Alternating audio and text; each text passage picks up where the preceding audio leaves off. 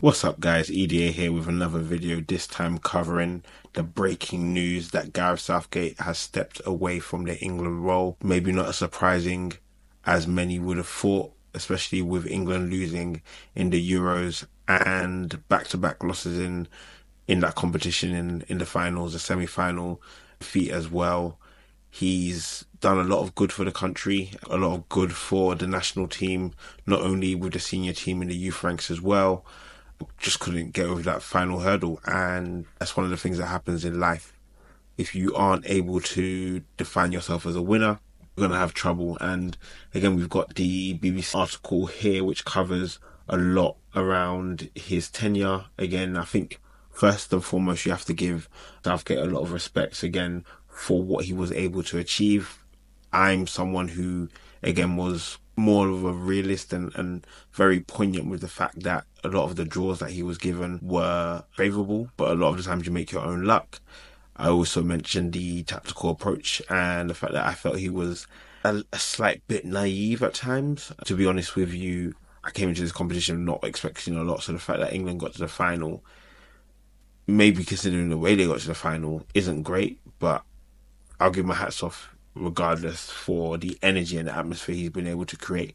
I think one of the key things that Rio Ferdinand mentioned when discussing England in the past, they weren't a team. The players were very much divided.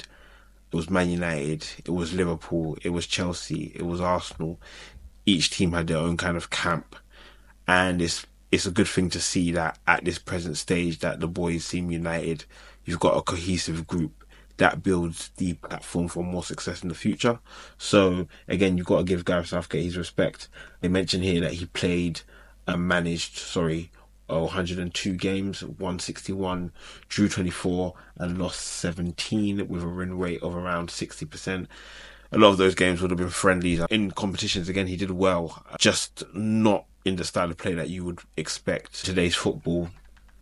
And again, I think not to the level that you would have expected in terms of performances, I would think, in pretty much all of those competitions, but they found a way.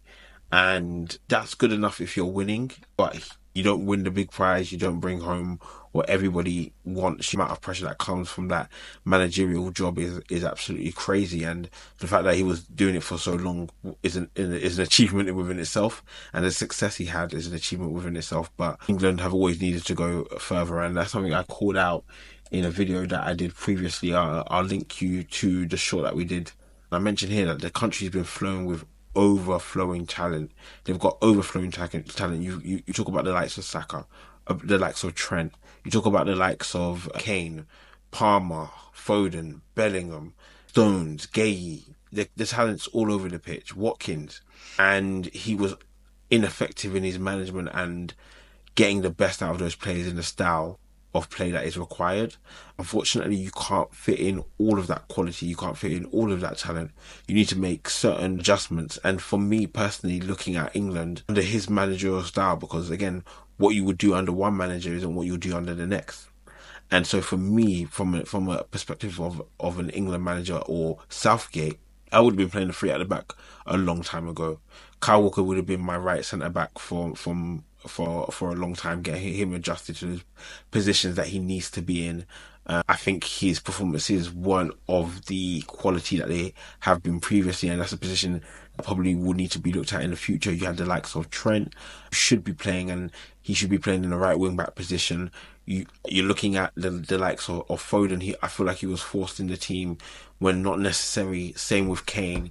The adjustment to having a player like Watkins or Tony, someone of a different ilk, someone who can run in behind, someone who's going to pose a different threat, wasn't investigated enough.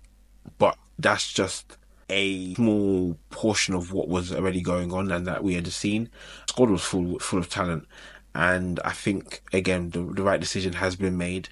For Southgate, he's done well. He should be celebrated. There's no need for overly negative comments. There should be an assessment of the playing style and how England can get better. And I think in terms of management, we're talking about now, where do they go and how do they progress going forward? My key thing for England would be now getting a manager who knows how to play football, but can also keep that spirit and galvanise players. if you're talking about the perfect person, irregardless of nationality, for me that would be Jurgen Klopp. He's available. Are you going to pay the money? Probably not. He seems to have detached himself from that for a period of time.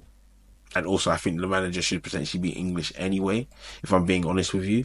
So for me, the selection would probably be either Eddie Howe or Graham Potter, someone who's going to play progressive football. I think, would keep the spirit and the alignment within the squad, maybe in a different way.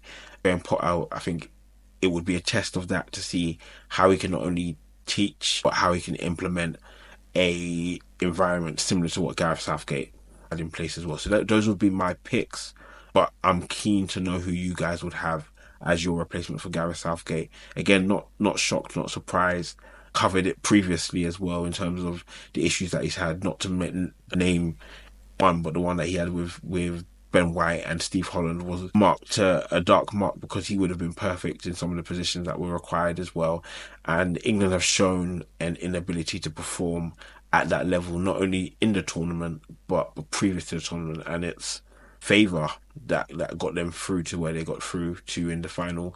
But the final again was another small portion or small example of what is wrong with England, not able to implement their style of play on the game and getting dominated and probably getting blown away or getting the game taken from them when they should be in the ascendancy. So hopefully we'll see a positive change and a positive appointment. Again, congratulations to Spain, best team in the tournament, and it'll be interesting to see where England will go from here. Make sure to like and subscribe, guys, and I'll see you soon. Peace.